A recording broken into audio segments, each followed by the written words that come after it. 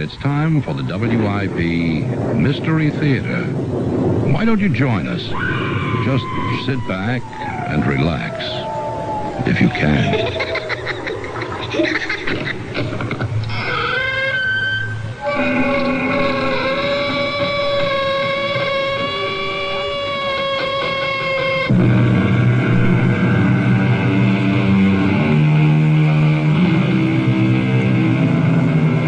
Come in. Welcome. I am Tammy Grimes. We live by, swear by, and die in a technological world. Yet more and more people find that science does not explain life. With one hand it has blessed us, with the other it has polluted our planet. And so many have turned for their peace of mind to psychic phenomena. Our tale today concerns one man's desperate attempt to make real the world of the occult before it destroys his life forever. Gwen, what's that sign on the floor of the tool shed? It's called the Devil's Mark. It's as old as the Druids. I can see it's old and faded, but what does it mean? When a witch is initiated into the Devil's service, Satan puts that mark upon her as a token of his authority over her. What do you suppose it's doing on the floor of the tool shed? Robbie, that is something I hope never to find out.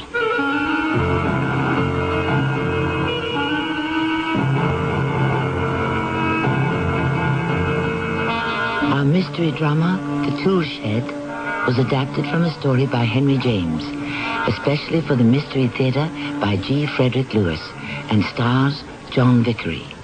I shall return shortly with Act 1. What do doctors recommend to avoid constipation? These days, doctors stress the importance of dietary fiber to help the system regulate itself naturally.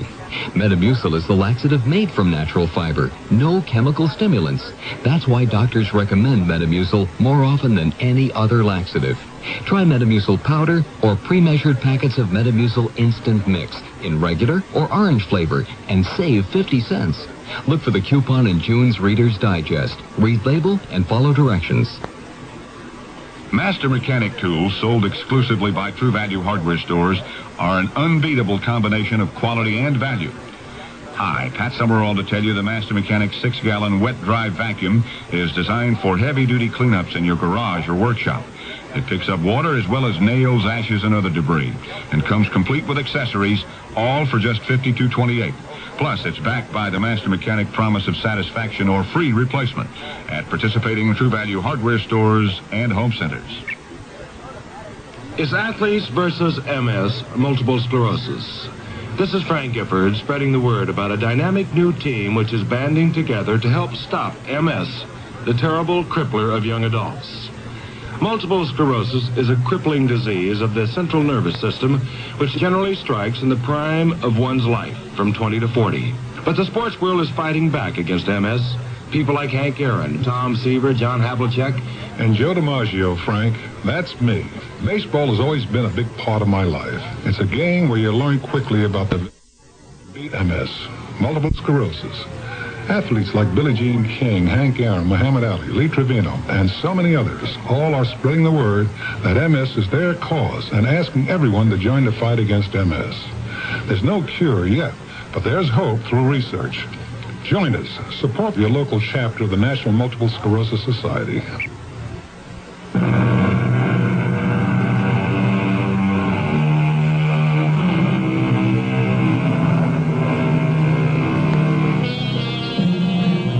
Turn back the clock 100 years. Even then, the secret art of the metaphysical was already centuries old. The leading exponent of that esoteric science is the British author Martin Haseltine, who has just published a book that has raised Victorian hackles, eyebrows, and fears, which is why our curtain rises on the sanctum sanctorum of the London Times, the office of its distinguished editor, T.R. Purcell. Robinson, have you completed your feature story on Epping Forest? Yes, I have, T.R. Queen Victoria gave a nice speech, said that from now on Epping Forest was the preserve of all the English people, a gift from the Crown, etc., etc. Ah, how did the old girl look? Considering she's 71, she's in fine health and great spirits. said something interesting. That the world should go back to nature, to the natural. That we're too preoccupied with the strange and secret arts. And I think she was talking about Hazeltine's mumbo-jumbo. Mumbo-jumbo? Yes, all that mumbo-jumbo in that book he wrote that's spreading like wildfire. That's why I called you into my office. I went to school with Hazeltine. Actually, I was just graduating as he was entering, but I know him. I have arranged for you to go down to Dover to get an exclusive interview. The first he has ever given to anyone. That's a fabulous assignment. I've always wanted to meet him. I think he'll take to you, Robinson. Start with his current novel, Gods of Egypt. There's no question it is influencing the growing cult of adherence to black magic in England and through the continent. Black magic exists in America, too, I understand. I hear that certain passages in Hazeltine's book are being used by worshippers of the occult. And more have begun to practice the Black Mass. Is that evil? Check the files, Robinson, for unexplained suicides. That will tell you. Practitioners who have jumped to their death from bell towers, even from the Dover cliffs where Hazeltine lives. There's no explanation. The ones who have survived claim they believed they had wings and would fly. Opium?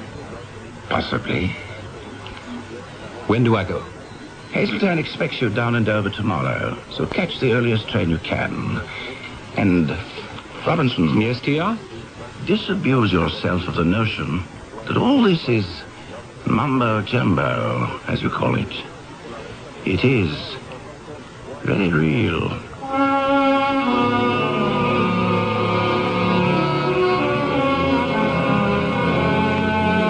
Crane! Robinson Crane, is that you? Mr. Hazeltine, sir. I didn't expect you to meet me at the station. Why not? The morning trains are always on time. Good trip? I was reading Gods of Egypt. Time went very quickly. Ah, good man, good man. Doing your homework? No, for pleasure. It's the third time. You don't say so. How's Purcell? Oh, T.R. Just fine, and he sends you his regards, and he's grateful you're giving the Times this interview. I can't think why he didn't ask me before this. I've been in print for 20 years. Come along, we'll walk it. Can you manage that bag? Oh, yes, sir. And you'll have to stop calling me sir. Call me Martin. I gather quite a tornado has blown over Gods of Egypt. It's all history. I set the novel against what happened, what people used to believe in. Don't know why they make such a fuss over it today. Actually, what I'd like to do is a kind of short biography, a profile of you. Not full face. The author at work, I know that kind of thing. Now, my door is open to you. You will meet my wife, my secretary. I have a little boy, marvelous child. He's 7 and... well, write whatever you wish to write. You said too much attention was being paid to the Gods of Egypt. Misdirected attention. That's why I agreed to have you come by. I want to set the record straight. I don't believe in witchcraft. Once scrap, never did. It never will. But there is a purely historical background to my novels. I'll certainly be glad to help you, as you say, set the record straight. Oh, no. This is our house. One thing more, Robinson. You may find my little family have some peculiar beliefs, habits, quirks, things that appear different to you. Take them at the face value. Don't interpret their actions. Well, here's the gate.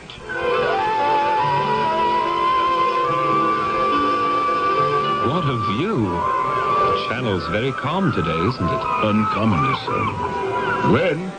Gwendolyn, come and meet a top-notch feature writer from the Times. That beautiful girl walking toward us, believe it or not, is from America. She's my secretary. Very good, too. Helps my wife with the housekeeping, taking care of the little boy. Gwen, I'd like you to meet Robinson Crane. He's going to write about us. How do you do, Miss... You can call her Gwen. Everyone does. Yes. Oh, how do you do? You mind if I call you Robbie? Not at all. I suppose you Americans give everyone nicknames. Martin, may I see you alone a minute? No, you may not. You may talk to me here and now. No, but there are no buts. It's about Dorothy. If you'll excuse us, Robbie. He will not, and I will not. I told this young man he is to write about us as he sees us, warts and all. No secrets, nothing held back. Dorothy is my wife, and Gwen here acts as a kind of mother hen. Dorothy is a very nervous person. Your boy, Hermes, has run off somewhere and Dorothy can't find him. Come along, Robinson. I'll introduce you to Mrs. Hazeltine, and we'll have a go at finding Hermes. Gwen, my dear, lead the way.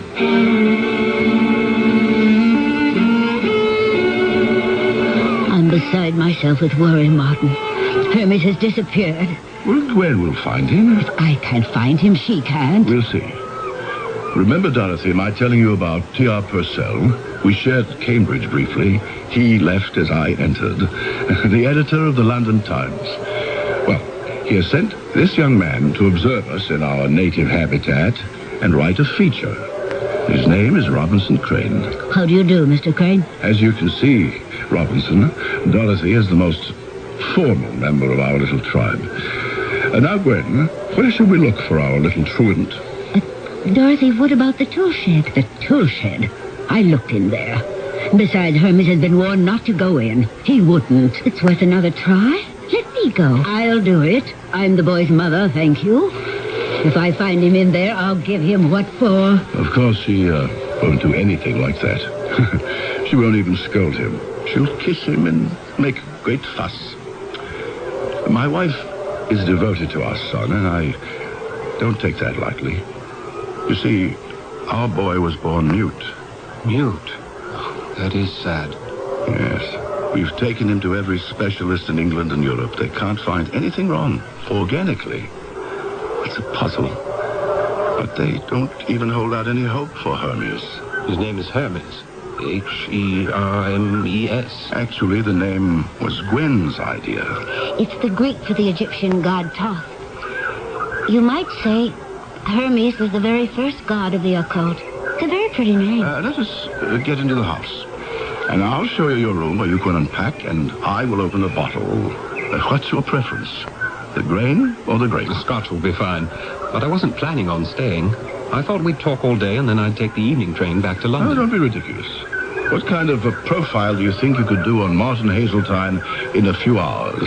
Matter of fact, I did come prepared for the weekend.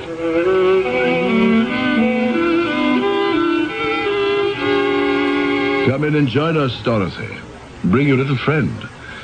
Gwen, Robinson and I are enjoying a taste of the Highland pot still. So you found the little runaway, did you? Gwen, be a good girl. Pour Dorothy a tumblerful. No, thank you. Nothing at all. Oh, Hermes, darling, sit still on Mummy's lap. You're right. He's a handsome little boy. We think so. And he's 7 years old. Just. Aren't you, Hermes, darling? Hermes, this is Robinson Crane. He's from the London Times, a very big, influential newspaper. He's going to do a story about us. Where were you, son? In the tool shed, just as Gwen said. Sitting on the floor. I can't understand it. He wasn't there when I looked before. It's his magic carpet. Wish I had a place I could disappear from sometimes. Is there something about the tool shed that's dangerous?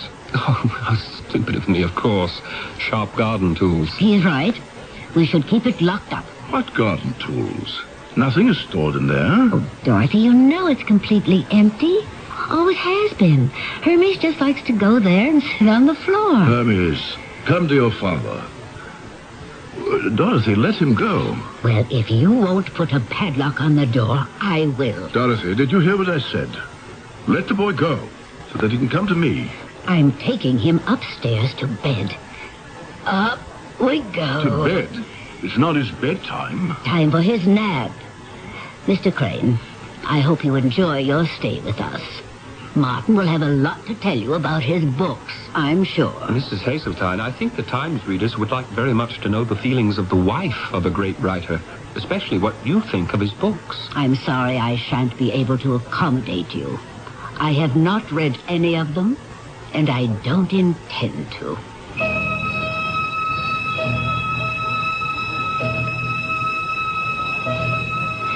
Well, Robbie, What do you think? You've been here most of the day, had dinner with us, and observed the Hazeltine family at home. I don't know what to think, Gwen. Martin said you'd been working for him for 7 years. Mm-hmm. Since I was 18. I came as a replacement typist and stayed on. Gwen, while it's still light, I'm fascinated by the tool shed. Could you take me to see it? Certainly. We better take a lantern. There are no windows and it's dark in there. Interesting you should want to see it. Do you know why you do? Curiosity, I guess. It's as though something inside me tells me this story on Martin Hazeltine begins in the tool shed. Don't ask me why. I couldn't tell you. I'll get the lantern and we'll go see for ourselves.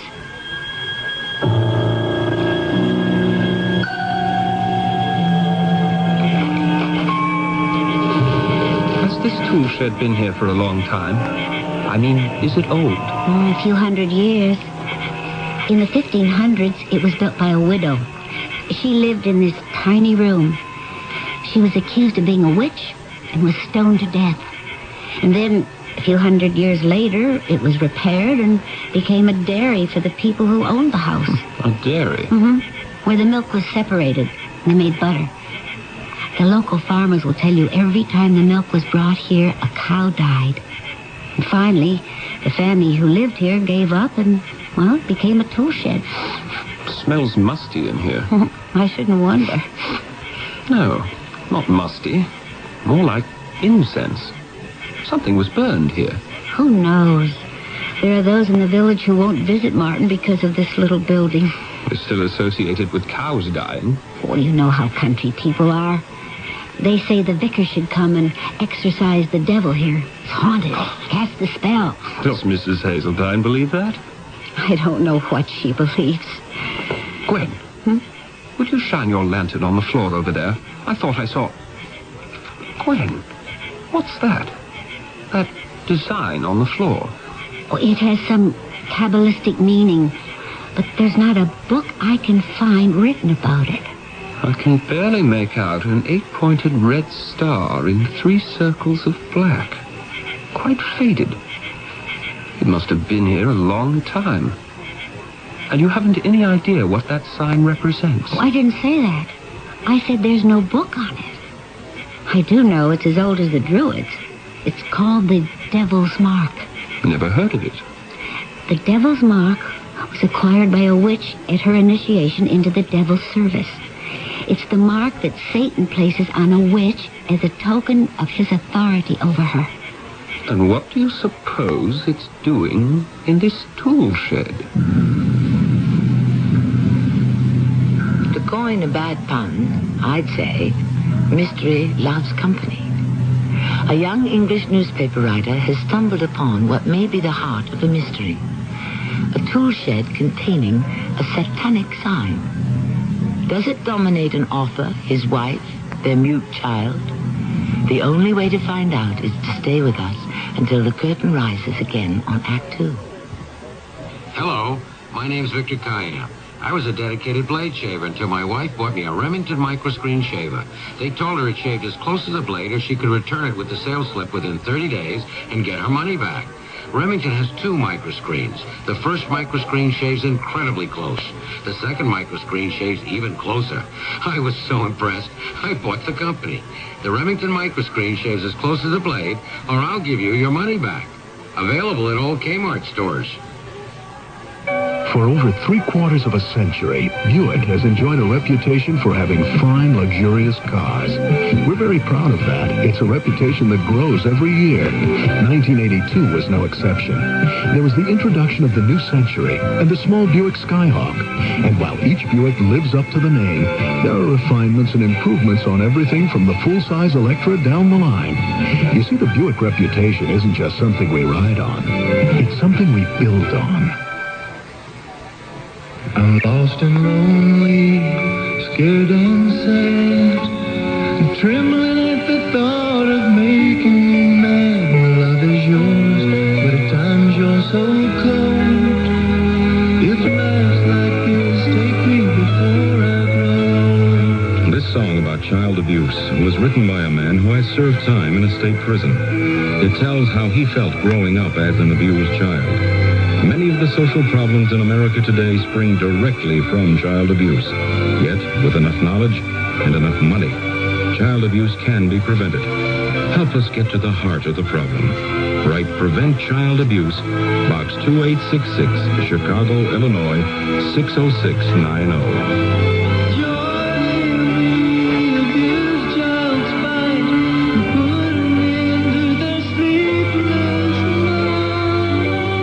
A message of the Ad Council and the National Committee for Prevention of Child Abuse.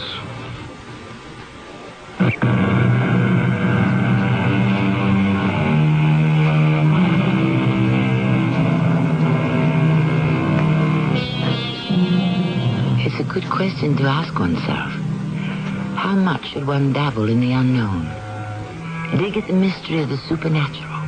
Probe into the paranormal. Back 100 years in the England of Queen Victoria, avant-garde author Martin Hazeltine did just that.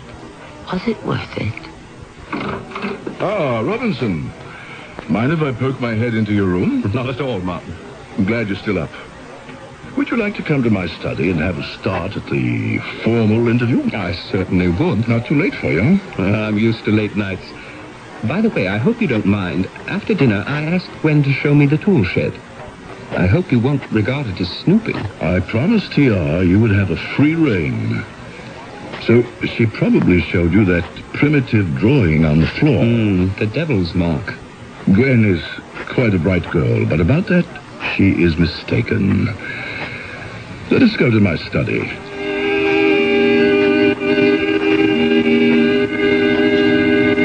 So it's not the devil's mark, as Gwen said. Similar, yes.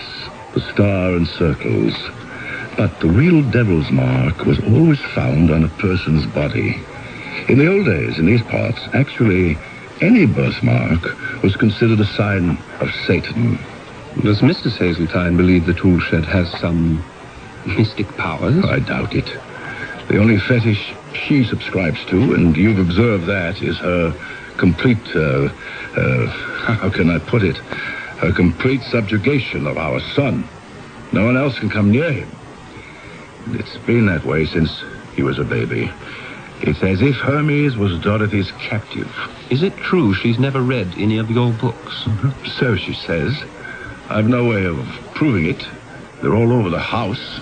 Where did you meet Mrs. Hazeltine? In Egypt. Her parents were missionaries who turned to archaeology. But your wife didn't follow in their footsteps? Oh, yes, she did. But just 1 week after I arrived, she suffered the terrible shock of seeing both her parents fall from the top of an Egyptian tomb to the edge of the Nile below. They died? A terrible tragedy. The fall broke their necks.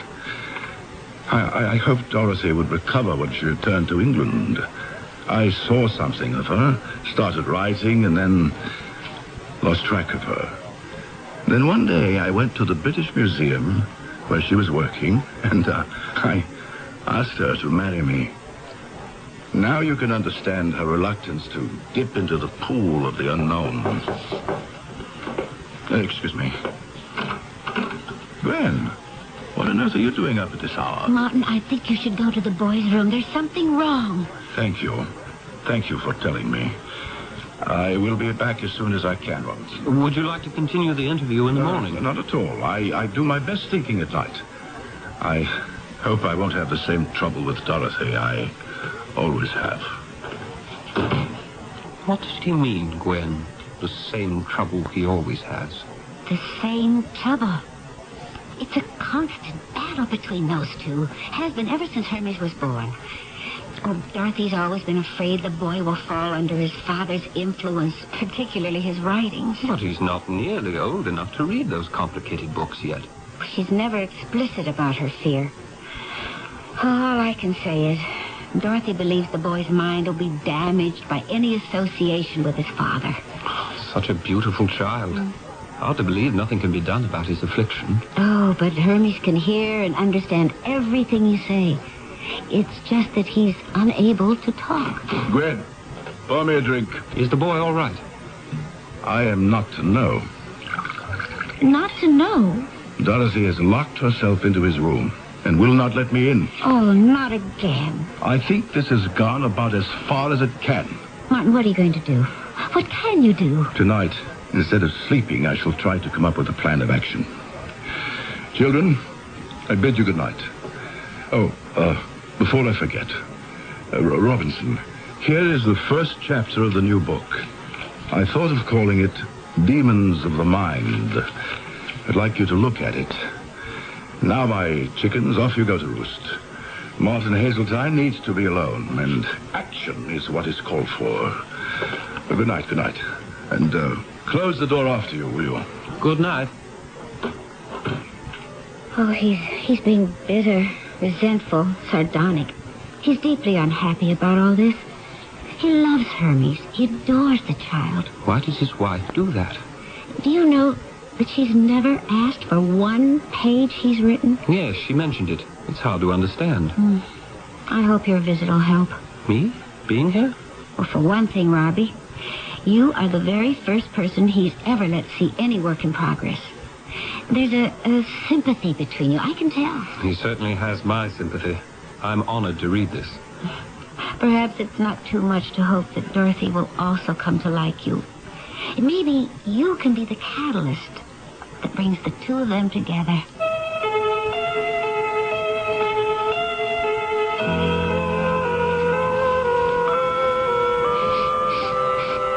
What's that? I smell smoke. Smoke? Where's my other slipper? Robbie, what are you doing up at 3 a.m? I could ask you the same question. I was reading and suddenly I smelled smoke. So did I. Where's it coming from? Outside. You mean there's a fire out there? Well, I checked the kitchen. It's not in the house. There's a double lock on this front door. Here, let me. Oh, it's coming from down there, where the tool shed is. Let me open the tool shed door. Could be dangerous. I don't understand this. I smelled smoke. I know I did. But as soon as you opened the tool shed door, it went. No smell of it. Wait till I tell Martin about this. If you weren't with me, he wouldn't believe it. Why wouldn't he? I don't know how much you know of Martin's books. I've read every one of them. Well, then you know with what reality he portrays the alchemy of time and sorcery. It was Martin who discovered that sign on the floor. But he disowned it. Said a devil's mark was only found on a person's body. Something was happening here just now. I wonder if we ever shall know what. Who knows? 3:30. Might as well get back to the house and use what's left of the night to sleep.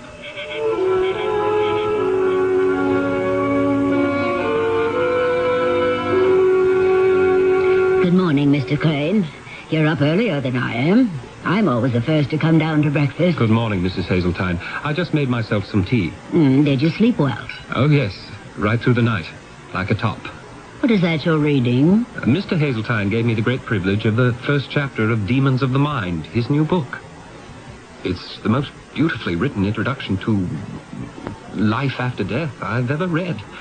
He introduces his characters from two worlds. He believes there's another world existing at the same time as ours, and we don't die. It's to that world that we depart. The same with birth. Mr. Crane, I want you to stop. I don't wish to hear, I don't wish to know. You told me that yesterday, and I told you I'd like to ask whether the wife of a great author accepts or rejects his work, and why. I can tell you categorically, this wife does not accept. But you've never read one word he's written. Never. Nor shall I. What is it you're afraid of? Penetrating question. My parents were greatly interested in the occult of Egypt. They died strangely, unaccountably, fell to their death as if they were pushed by an invisible hand. And since that time, yes, I have feared the unknown. I don't think Martin should write what he does, and he knows how I feel. It contaminates anyone it touches. But if you were to read these few pages, only 20, it's so clearly and poetically written, it proves that there's nothing to fear. It would help you, Mrs. Hazeltine. Would it? I swear to you. I may be very young in your eyes, but there's an unhappiness in this house. And if you'll forgive my saying so, it could be put to rights if you'd let it. Robinson Crane, you are quite convincing. Please read it. Good morning, Dorothy. How is the boy? Not very well. What does that mean? How unwell? Does he have a fever? He seemed a little flushed and warm when I was in there. Dorothy, how long are you going to continue this drama? Locking yourself in his room, locking the door when you leave. I couldn't get in there just now. Now, why are you making a prisoner of him? I'm going out now to fetch Dr. Cook. We don't need him. I am perfectly competent to take care of my own son. I'm sorry you think so. I'm sorry about a lot of other things, too. We're going to talk about them when I come back with the doctor. Yes? Who is it? Gwen, it's me, Robinson Crane. I'm sorry to disturb you. Oh, what is it, Robbie? I was just coming down for a late breakfast. Our trip to the tool shed last night must have made me oversleep. It's been a morning of terrible scenes downstairs, and I don't know what to do. Hermes isn't well, feverish. Martin went for a doctor. The doctor wasn't there. He left word for him and came storming back. Now he's in his study. I tried to go in to talk to him about an hour ago. He called out to leave him alone. The child is worse? Oh, Robbie, look at you. Where have you been? Your feet are covered in mud. Oh, Dorothy isn't going to like that one bit. I know it wasn't my place, but I became alarmed. After Martin went to his study, I went out thinking I'd get to the nearest house. Perhaps they'd know of a doctor. I walked round and round. I was lucky to get back here at all. I was lost. Oh, Robbie, the nearest building is the railroad station. Today being Sunday, it's closed down. Whatever made you suddenly go chasing for a neighbor? After Martin wouldn't talk to me, I listened at the door of the boy's room. I could hear Mrs. Hazeltine speaking to him in a kind of strange sing-song voice. It was all very peculiar. I tried the doorknob. It was locked. Then something came over me. One of your premonitions. I knew I had to talk to you, so I came straight down to your door. With your muddy feet. Oh, don't panic, Robbie. There have been these set to's before, where Dorothy wouldn't let anyone come near the boy and nursed him herself. He's not a well child. I'll go see. She'll let me in. If there's something really wrong, you'll come right out and tell me, won't you? Dorothy? Dorothy, it's Gwen. How was Hermes this morning? Dorothy, are you in there? Oh, it's open. It's not locked. Dorothy? She's not in there. Oh, the room's empty. Oh, she's taken Hermes into her room. She sleeps in a separate room from Martin, 2 doors down the hall. Dorothy? Dorothy, are you in here? There's no one in this room either. She's gone. Oh, she's gone with the boy. Could they be somewhere else in the house? There is nowhere else. If you came in downstairs, you would have seen them. She's taken Hermes with her. She's never done that before. On the wind-swept-over coast stands a house, inside of which lives a novelist, his wife, their 7-year-old son, and a young secretary. There is no other house for miles. This house, with its vacant tool shed, adorned with cabalistic signs, is like a world unto itself, alone. What is the key to the mysterious actions of those we have met? I am not revealing too much when I tell you it lies in a boy who cannot speak. Perhaps a reincarnation of the god after whom he was named. I shall return shortly with Act 3. Weekdays on CBS television. Wake up to comedy with One Day at a Time. You really think you're hot stuff, don't you, Schneider? Ladies in this building don't call me super for nothing. Then, keep laughing as Mel lays down the law on Alice. There is only one rule in the restaurant business, Vera. Get them to swallow it. And The Price is Right with the priceless Bob Barker. That's One Day at a Time. Alice and The Price is Right. Weekdays on CBS television. Check your local listings for the time. Sid Hermel, Topol user. You are a, pipe smoker, fairly heavy. Does it affect your teeth? You always get this tar, this stain, this discoloration. He used Topol Smoker's tooth polish. It certainly removed the accumulation of these stains and tars. Topol Smoker's tooth polish with 3 ingredients to clean and polish helps remove ugly tobacco stains. gentle enough for everyday use. My wife said, look at your beautiful teeth now. You're kissable. Topol, fluoride in red or mint flavor in the blue package. Use only as directed. Hello, this is Max Moran. Do you have a sight problem that prevents you from reading? I've got good news for you about Choice Magazine Listening, a free service. Every other month, Choice Magazine Listening will send you, free, on phonograph records, 8 hours of selections from leading magazines featuring writers like William Styron, Joyce Carol Oates, John McPhee, Kurt Vonnegut, Art Buchwald, many others. So if you are blind or unable to read regular print, or if you know someone with this problem, write to Listening, Box 10, Port Washington, New York, 11050. We'll also tell you how to get the special record player provided free by the Library of Congress as part of its Talking Book program. So, write Listening, Box 10, Port Washington, New York, 11050, or telephone 516-883-8280. That's 516-883-8280. A public service message on behalf of the nonprofit Lucerna Fund.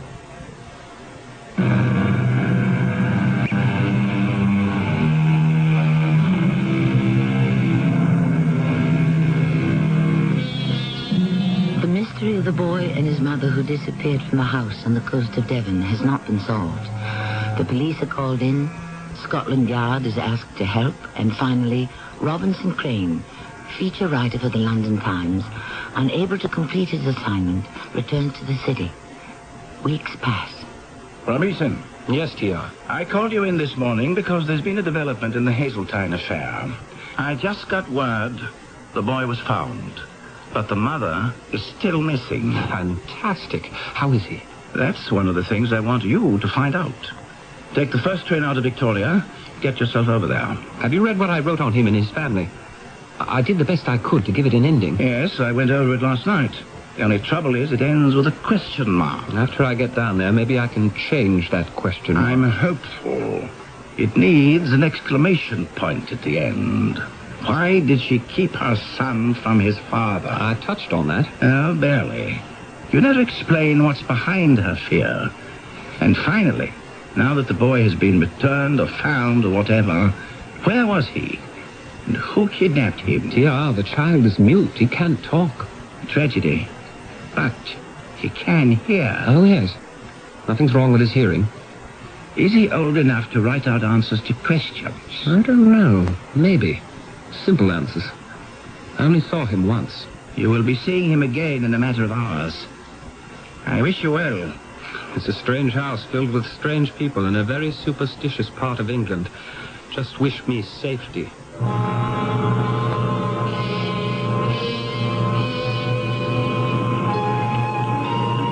Robbie, it's me. Gwen. Robbie, I never expected to see you again. What are you doing in Devon? What are you doing at the station? You didn't know I was coming down here, did you? This is unbelievable. Martin sent me. Martin said go to the noon train. Someone's arriving and I want you to meet him. It doesn't make sense. Oh, yes, it does. He's psychic. He knew. Is it true Hermes was found? How is he? I'm not going to tell you. You'll see for yourself when you get to the house. Come on, let's walk. Gwen, you can at least tell me, is the boy in good health? He was sick when he disappeared with Mrs. Hazeltine. It's as if nothing happened to him. He's bright and cheerful. It makes such a difference. What does? You did know they haven't found Dorothy. She's still missing. How did they find Hermes? They didn't. The police were amazed. I'll show you where it happened. And Martin, how's he? A changed man. His son is with him all the time. And you, Gwen? How are you? I'm not sure, Robbie. It's a little like living on a tightrope. Why do you do it? You're a sensible girl. Could get any kind of work anywhere. Nice of you, Robbie, to care about my future. But I couldn't leave here. You're going to spend a lifetime being Martin's right-hand man? I mean, woman. If you'll let me. But he's married. You'll never mean that much to him. I know that. Are you hoping she'll never come back? For now, I can take very good care of both the men in the Hazeltine family. The little one and the big one. Robbie, before we go into the gate, I want you to know that I love Martin. Well, maybe he's much older than I am, but that doesn't matter to me. So long as I can be near him, that's all I want. I respect that, Gwen. Sorry if I talked out of turn. This isn't the way to the house. Why are we turning off? You asked me where Hermes was found. That's where I'm taking you. He was found right here, on your property. Hmm? Down there. He wasn't. No, he wasn't. Yes. In the tool shed. Sitting in the middle of the floor as if nothing had ever happened. As if weeks hadn't passed. As if the tool shed hadn't been combed through a dozen times. As if the whole countryside hadn't been searched. There he was. Incredible. When did you say the police looked there last? Exactly what Martin wanted to know. You know what the constable told him? Haven't a clue. The day before, the very day before we found him, they even placed a tape across the door, which we pulled off. Unbelievable. But I do believe you. That beautiful little boy was sitting right in the center of that star and the circles. Oh, I needn't tell you, Martin still won't acknowledge it's a devil's mark.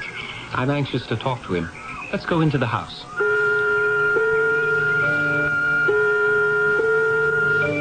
Yes, Robinson. I am a changed man. That is, to some degree. I still worry about Dorothy. Did she leave of her own accord? Did someone take them both? Can't you get an answer from Hermes in some way? It's hopeless. He actually knows nothing.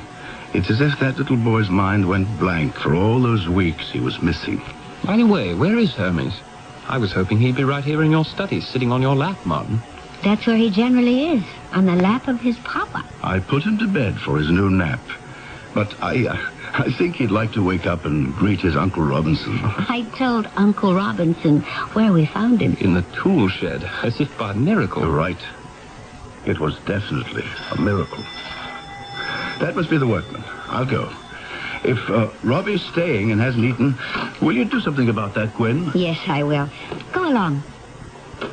I have eaten, and as for staying, I plan to until I can wind up this story. I know that between the two of you, there are a dozen things left unsaid. Oh, don't fret, Robbie. You know enough about the great Hazeltine to write 3 stories.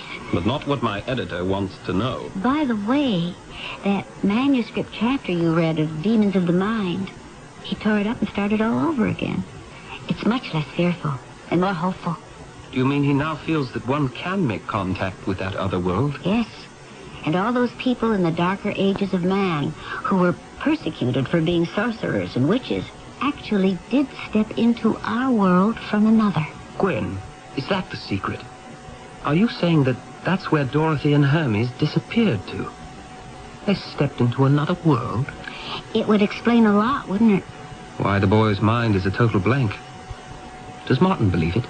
That's what he's been comforting himself with all these weeks.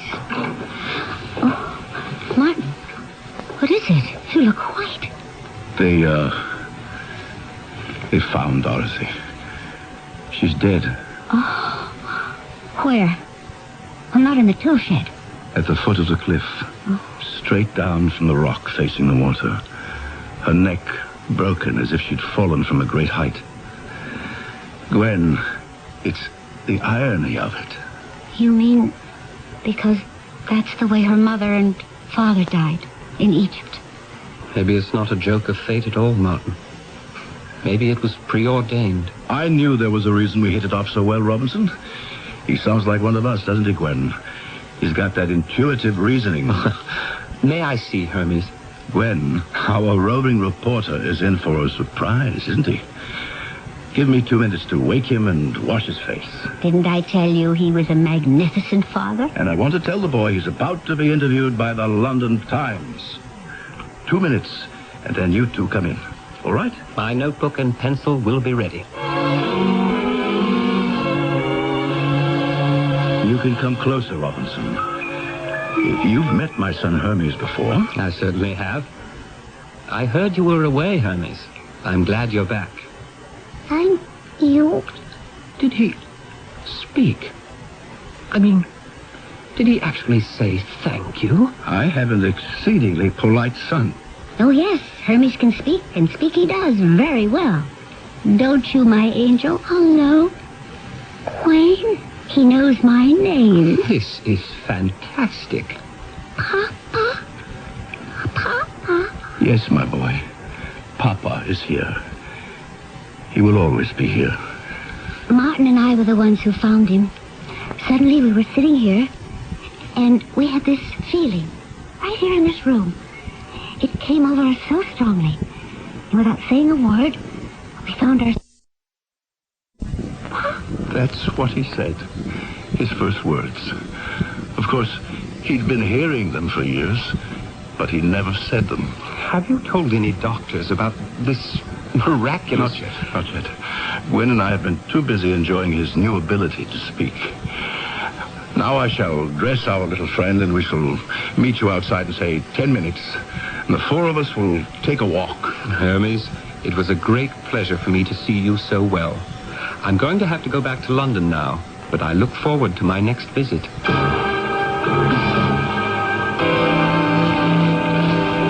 You're really going, Robbie? Yes, back to write that happy ending and try to give TR the answers he wants. I'll walk you to the gate. I'll have to guess. I realize I'll never know where the child appeared from and why he speaks now, any more than why he could never speak before. It's the kind of miracle one prays for.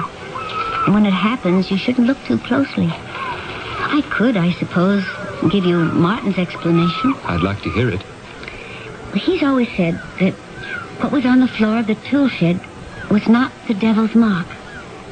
Hermes had such a mark when he was born. Martin found it. A tiny star inside a tiny circle in the crook of the infant's elbow. Was it placed there by an evil power in some other world? And that's why the boy remained mute? Possibly. Who can be sure? It doesn't explain why suddenly he can talk now. Oh, but it does. You see, the mark on Hermes is gone now. It's disappeared.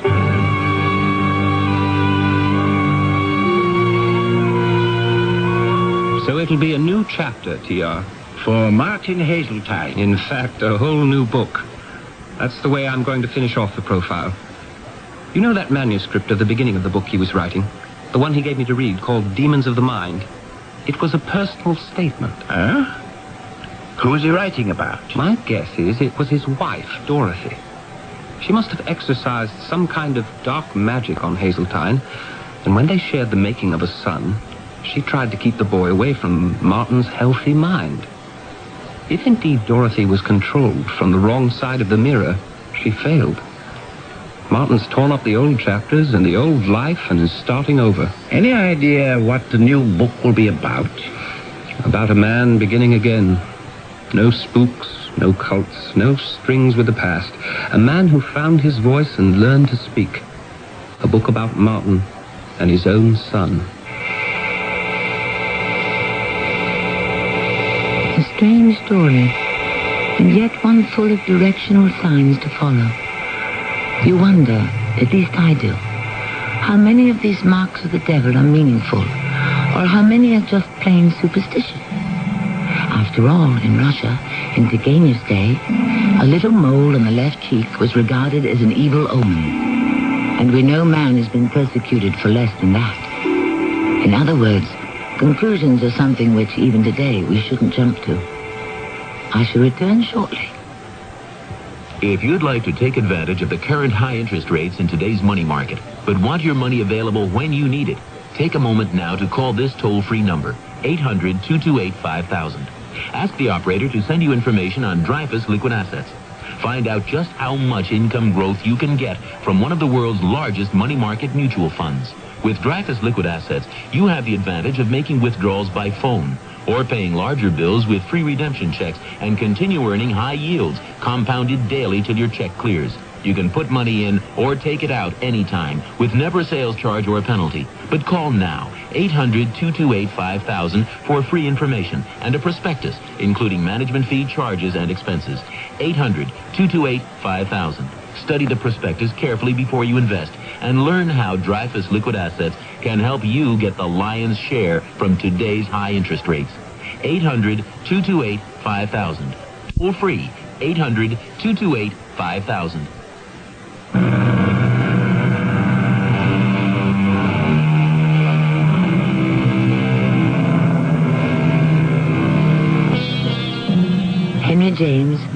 story we have paraphrased on today's Mystery Theater once advised the Martin Hazeltines of this world to, quote, live all you can.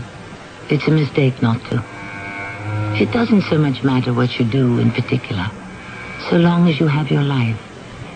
If you haven't that, what have you had? I agree. Our cast included John Vickery, Bernard Grant, and E.V. Juster. The entire production was under the direction of Hyman Brown. And now a preview of our next tale. He wouldn't take me into his confidence. I knew he had another life, but he kept denying it. What made you so sure? Well, he couldn't account for hours and days of his time. He'd pack up and not tell me where he was going or when he'd be back. Couldn't it have simply been some project for the War Office? The last time he was away, I called the War Office and I spoke to Sir Robert. He said Bill had asked for leave, and he was surprised that I didn't know where he was. So you see, Bill could have had dealings with half a dozen red-faced men, and I'd know nothing about it. Of course, the two of them meeting on the train could have been a coincidence and nothing to do with Bill's death. Why do you say that?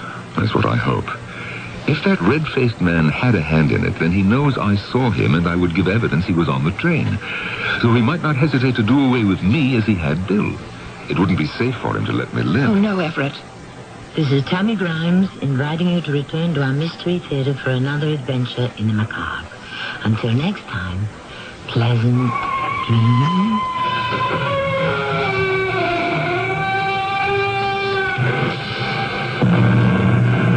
This is Nat Wright. Stay tuned for the Dawn Patrol flight, where we'll be playing your songs all night long after the news. It's midnight.